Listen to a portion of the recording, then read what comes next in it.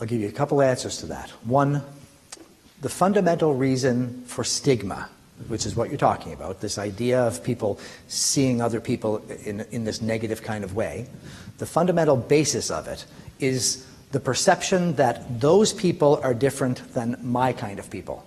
It's the fact we separate people into us and them. We do that all the time.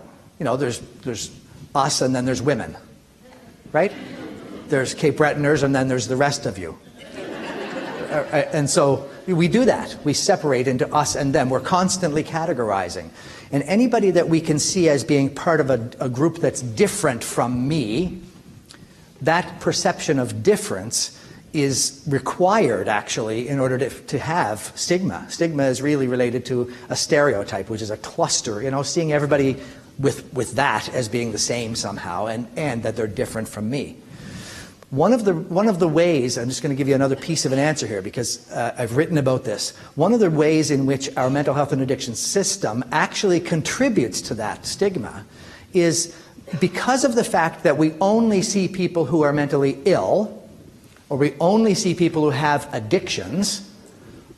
All of those people, you know, who go to that service, they're all different from me. But if we actually had a mental health system that saw people about mental health at any level, then who would be going there? Who would those people be? Well, they'd be all of us, right, at some level. You know, people don't, you don't make a distinction. When you see somebody go to their family doctor, you don't say, huh, he's one of them. Why? Because the family doctor sees anyone about anything, no matter how minor or severe. Well, what if our mental health system did that? We would actually eliminate some of the stigma because everybody going there would be, they would look and sound and act like the whole diversity that we are as a population. There would be healthy people there. There'd be people with minor discomfort and thoughts intruding on them, and there would be people who are ill as well. And so we wouldn't be able to separate and say clients of a mental health system or an addiction system are somehow different from us. They would in fact be the same as us because it would be a representative group. It would be a diverse population, not only the upper end of the illness continuum. It would be a little bit of all of us there.